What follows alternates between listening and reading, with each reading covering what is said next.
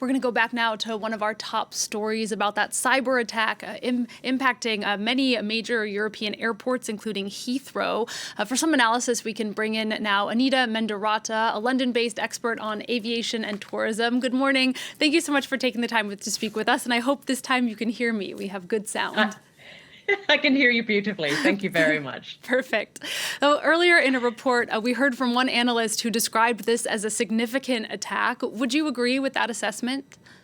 It is significant, absolutely, for two reasons. Firstly, because of the contagion effect that we know this could have with Collins Aerospace effectively providing software for over 100 airports. Not 100 were impacted, but again, there's the risk of contagion. Secondly, the fact that we're now talking about the risk of cyber disruptions, cyber attacks, etc., makes people very nervous because this is a whole new environment of effectively disruption that is invisible. And for passengers going through the enormous frustration and the upheaval that we're seeing at the airports, this just adds to pressure when people want to travel and are having the excitement and the anticipation turned into long demands of patience and emotion. When you talk about the risk of contagion, is that something that we would see happening kind of soon in the next couple of days, or could that threat be sort of brought under control quickly as well? I think what's very important about your question is that when all of these incidents started to be revealed just around 10 o'clock on Friday night, the entire airport network globally is extremely well connected, particularly in terms of communicating how the flow of travel is moving, whether it's passenger travel or cargo. So as soon as there was a disruption, it was very clear something had to be done, and that's when they switched to manual. Those airports that were not impacted were very clearly on watch. So that is one thing that helps enormously. But I think importantly, can we see more of this? In general, we're seeing more cyber attacks, whether it's in aviation, financial services, across many industries. We've seen retail hit very badly as well. But what we saw last year during the CrowdStrike incident in March is that the speed and ability of different industries to switch back on is very, very much dependent on the protocols of the industry. And global aviation operates at the highest levels of protocol of security. So as we've seen with these three airports, yes, they were hit by the disruption, but the airports didn't shut down. Had they shut down, that would have been a whole different level of chaos and implications in terms of time and cost of recovery.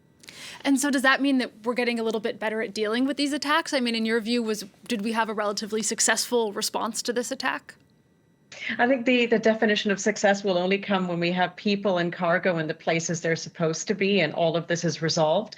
But from an operational perspective, again, the network worked very, very swiftly.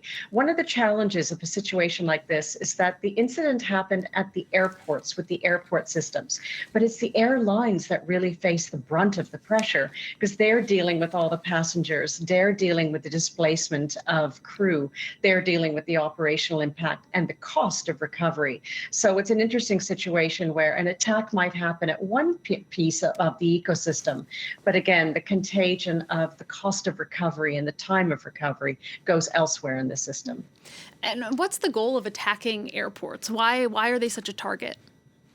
It's an important question you ask. One of the reasons why airports is a target is because it is essential infrastructure. It's essential infrastructure in terms of local, regional, and global economies, in terms of keeping world connectivity, and in terms of reputation. So if someone is wanting to cause trouble, it's a very, very hot spotlight on a part of the world and a part of how the world operates and the fragility within that. So again, aviation per se is an easy, soft target because it just draws in so much attention when there has been a breach. Because as we've seen with aviation, it's a very, very wide spectrum of emotion.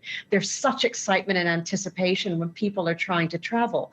But when things go wrong, there is such anger and frustration. All of us have our eyes on this story, whether we're flying or not. And that's one of the reasons why a breach in security draws in so much attention and appeal, quite honestly, to those that are trying to cause trouble. Yeah, it certainly is anxiety inducing. And we don't know who was behind this attack. What are some of the possibilities of who could be behind it? There are many theories at play at the moment, and this is why what's very important is pulling back and allowing the investigations, both within governments and cybersecurity firms, to unfold. Because any speculation can cause ultimately confirmation bias. Was it someone that was actually, or an entity that was actually trying to target the software company? What we do know is that it was the software company that was the target, not the specific airports, and that's a very important differentiation. Do we know it was the software company to go through different nations? What do we understand the basis to be? We don't have answers to those questions yet. So the who, the how, the why, the motivation itself, and ultimately the cost that was desired to be incurred, i.e. no one has stood up and claimed responsibility and asked for any effectively ransom on resolving this. All of those questions need to be asked, and it will allow the picture to become more clear. It will also help us put in place ways of mitigating risk in the future.